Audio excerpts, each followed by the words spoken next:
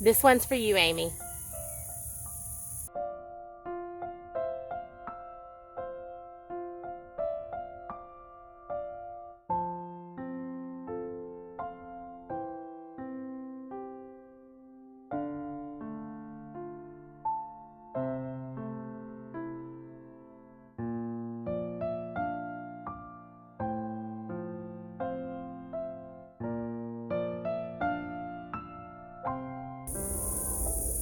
Hey y'all, welcome to Back to Basics with Krystal.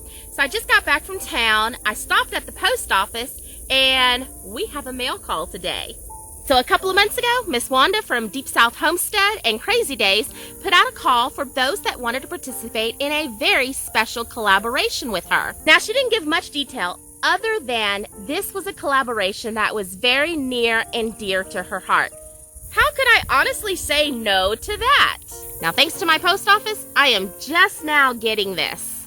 Yeah, I got lost twice. So we soon found out that it was a Cherokee Tan versus Seminole Pumpkin collaboration. Now, each of us got an envelope just like this, and the seeds are right here. None of us know whether we got Cherokee Tan or Seminole, and so I thought we would open it together and find out right now what I got.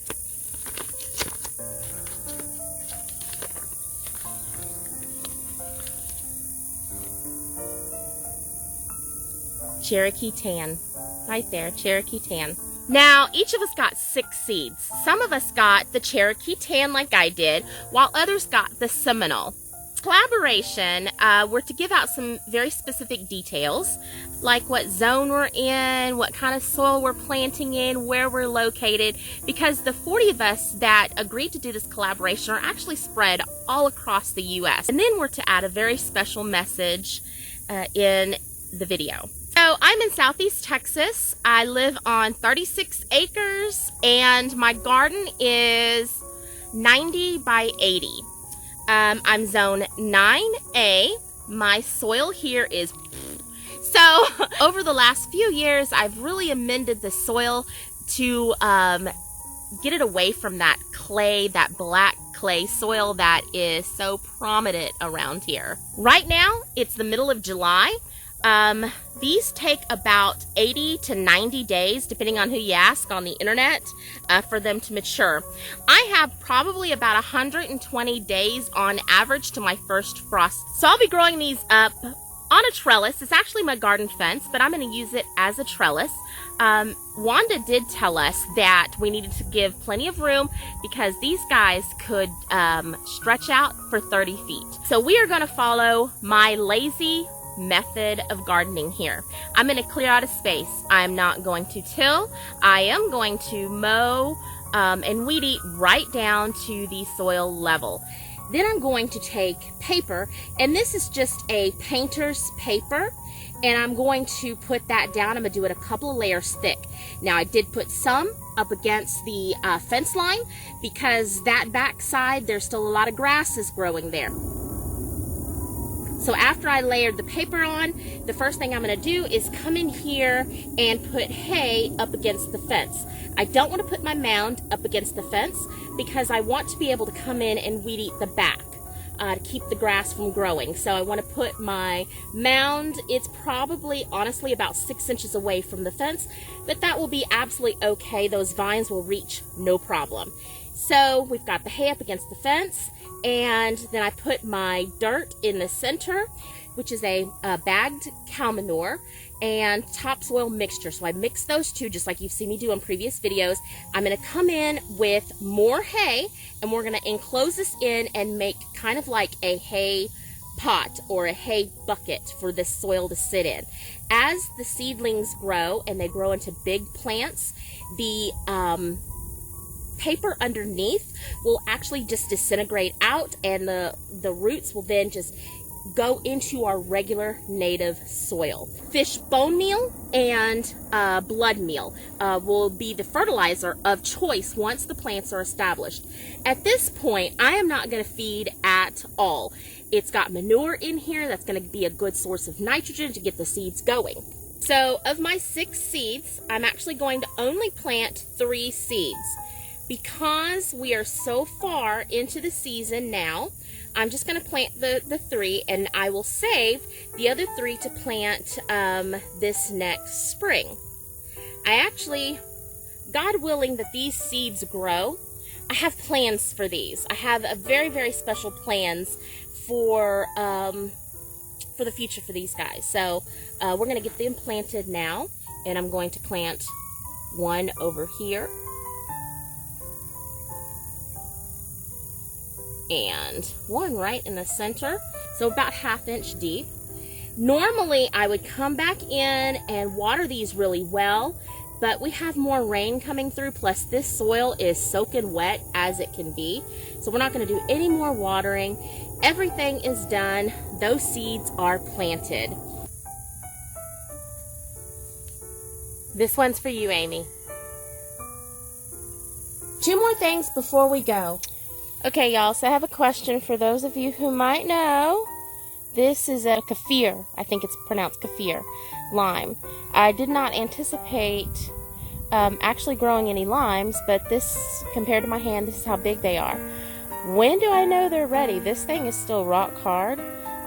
It looks like green brains, doesn't it? So, just wondering if anybody knows when these limes are ready to go. I got a couple of them on here. There's another one right there, and there's some up there. So, yeah, so I'm just curious what you guys thought. If you know, let me know. Leave a comment below. Just to give you guys a quick update, here's the first row all finished. Now this is about 25% hay and 75% grass clippings. So let's take a very close-up look on some of these melons. And look, some of them already have their second set of leaves. Skip over here. Second set of leaves. Now I'm not going to thin these out at all. I'm just going to let them creep all over the ground over here. So this one right here, I wish I had videoed it. The hay was completely covering up this mound, and when I moved the hay back, I saw one little seedling that was dying out. I did not video it. The seedling did not make it, so I'll have to replant this hill.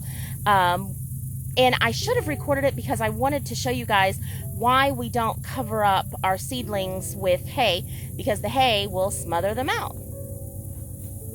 So we've got some second leaves starting over here, and you can see this one. The hay has naturally kind of gone in and covered up that seedling, and honestly, I'm going to let it be. I think it'll be fine just because it's naturally covered itself up. So just very quickly, all of these are getting their second set of leaves. Nothing there. Nothing there. And you can see very little grass is coming through. Second set of leaves starting in there, and we have one little blade of grass. And pull him out, stick him on top of the ground. Yeah, we've got second leaf started there. Some more there. Now this is Old Tennessee melons. Old Tennessee melons are actually planted up front, and the other half of the row is planted out with banana melons. It looks like I got better germination from the Old Tennessee melons than I did the banana melons, but to be fair, the banana melons are 2 years old, the seeds. And this is covered up, so let's move it away. Look, I could see something happening right here. So I'm glad I came out and uncovered that. Let's uncover this side. Alright, so we should see something. There's something going on right there. I'm going to leave it alone. Let's see what happens. Great Pyrenees fir. There's another pile right there. It's fir. And look, there's more fir there. Got one that sprouted there. Now these last two mounds right here, I'm really starting to question if I planted anything in them at all, because I was moving so fast, and I actually had the thought in my head that I didn't plant anything in these two mounds.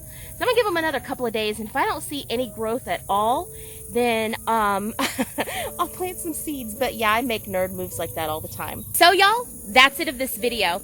I hope you follow along with the collaboration. There will be a playlist that I'll link below. Link it below. And you can follow along with everybody else who is participating in this collaboration, along with Deep South Homestead and Crazy Daze. So if you like this video and you want to see more just like it, please hit the subscribe button and don't forget to hit the bell icon so you're notified every time I post a video. Don't forget to share this video and hit the thumbs up button.